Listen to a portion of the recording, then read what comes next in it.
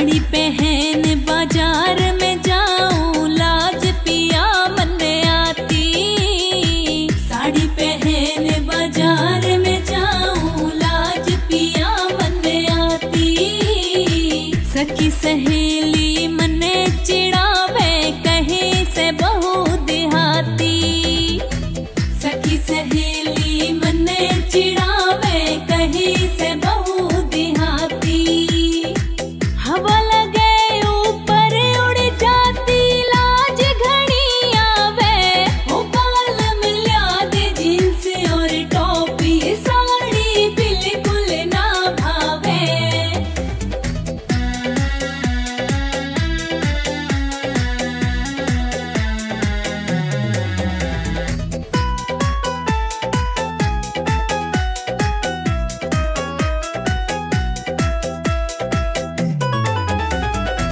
वजन घना साड़ी में, बालम कैसे से संभालूं। वजन घना साड़ी में, बालम कैसे से संभालूं। पाँव ठीक नहीं टिके मेरी, मैं चाल अटपटी चालूं। पाँव ठीक नहीं टिके मेरी, मैं चाल अटपटी चालूं। कद की चढ़ कद लिपटे बालू, या कचरा फैलावे।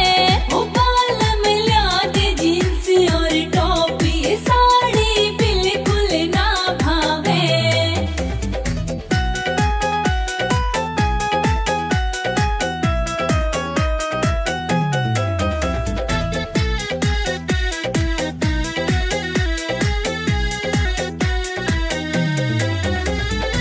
साड़ी पहन के निकलूं, सब मुझे आंटी आंटी कहते। साड़ी पहन के निकलूं, सब मुझे